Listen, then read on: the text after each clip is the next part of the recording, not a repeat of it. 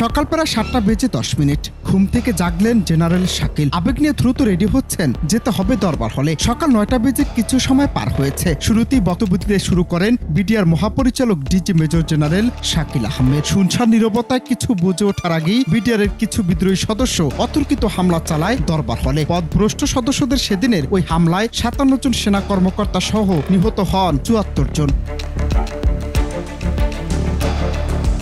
পিলখানার 4 দেয়ালের ভেতরে নৃশংস সেই বুঝতে সময় লেগে যায় আরো 2 দিন। তবে এর ভেতরে যে মহা পরিকল্পনা তা জানত না অনেকেই। এবার চোখ কপালে ওঠার মতো তথ্য ফাঁস করেছে আল জাজিরার অনুসন্ধানী সাংবাদিক জুলকারনাইন সায়ের।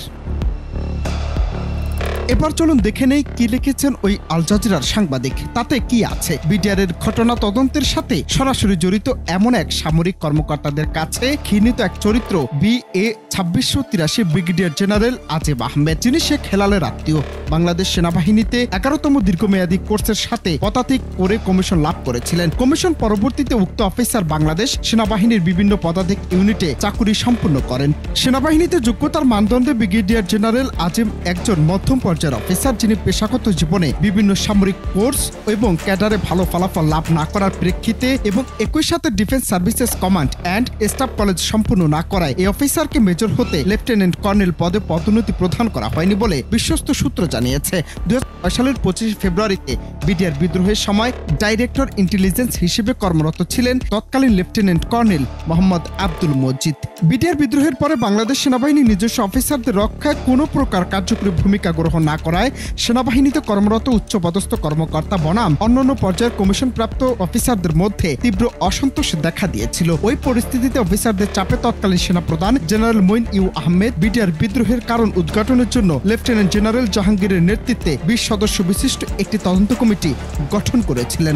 বিডিআর বিদ্রোহের পরে ঘটনার ধারাবাহিকতা এবং বিভিন্ন তথ্য উপাত্তের জন্য বাংলাদেশ সেনাবাহিনী কর্তৃক গঠিত তদন্ত দল এবং জাতীয় পর্যায়ে গঠিত তদন্ত দল উভয় র্যাব ফোর্সেস সদর দপ্তরে কর্মরত director intelligence lieutenant colonel Abdul মজিদের সাথে সরাসরি যোগাযোগ শুরু করেন। একজন নিষ্ঠাবান অফিসার হিসেবে লেফটেন্যান্ট কর্নেল মজিদ উভয় দলকে সর্বাত্মক সহযোগিতা প্রদান করে আসছিলেন। এরই মধ্যে বেশ স্পষ্টতই প্রকাশ পায় যে বিডিআর বিদ্রোহের পূর্বে বিদ্রোহে জড়িত বিডিআর সদস্যবৃন্দ তৎকালীন আওয়ামী লীগের নেতৃবৃন্দের সাথে যোগাযোগ করেছিলেন বিদ্রোহের সমর্থন পাওয়ার আশায়। দলটির বিডিআর বিদ্রোহের সাথে সরাসরি জড়িত ব্যক্তিবর্গের মাঝে তৎকালীন স্বরাষ্ট্রমন্ত্রী অ্যাডভোকেট সাহারা খাতুন, আওয়ামী লীগের নেতৃত্বস্থানীয় ব্যক্তিবর্গ শেখ সেলিম মির্জা আজম, জাহাঙ্গীর কবির নানক এবং ব্যারিস্টার ফজলুল নূর তাপসকে চিহ্নিত করে।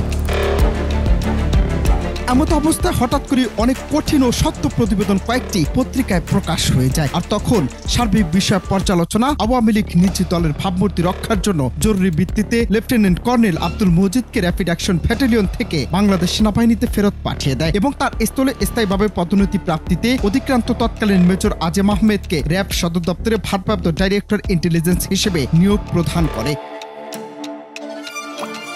ডাইরেক্টর ইন্টেলিজেন্স হিসেবে যোগদানের পরে তৎকালীন মেজর আজিমের প্রধান লক্ষ্য ছিল বাংলাদেশ আওয়ামী লীগের ভাবমূর্তি রক্ষা এবং বিডিআর বিদ্রোহে জড়িত বিডিআর সদস্যদেরকে উগ্রপন্থী ইসলামী হিসেবে চিহ্নিত করার জন্য সর্বাত্মক চেষ্টা গ্রহণ করা। নিজ বাহিনীর অফিসারদের রক্তের উপর দাঁড়িয়ে বেইমানি করে তৎকালীন মেজর আজিম 2009 সালের পদোন্নতি বোর্ডে লেফটেন্যান্ট কর্নেল পদে পদোন্নতি ভাগিয়ে নেন এবং এরপরে তাকে আর পিছনে ফিরে তাকাতে হয়নি। পরবর্তীতে এই আজিম ব্রিগেডিয়ার জেনারেল পদে পদোন্নতি লাভ করেন এবং যুক্তরাজ্যে অবস্থিত বাংলাদেশের দূতাবাসে কর্মরত থেকে সেনাবাহিনীতে প্রত্যাবর্তন পূর্বক বয়সসীমা শেষান্তে স্বাভাবিক অবসরে গমন করেন। বর্তমান অন্তর্বর্তী সরকারের অধীনে গঠিত বিডিআর বিদ্রোহের কারণ উদ্ঘাটনের জন্য গঠিত তদন্ত কমিশন কি পদক্ষেপ নেবে সেটা দেখার অপেক্ষায় দেশের মানুষ। অনন্ত হাসান মাসুদ, বাংলা টিভি।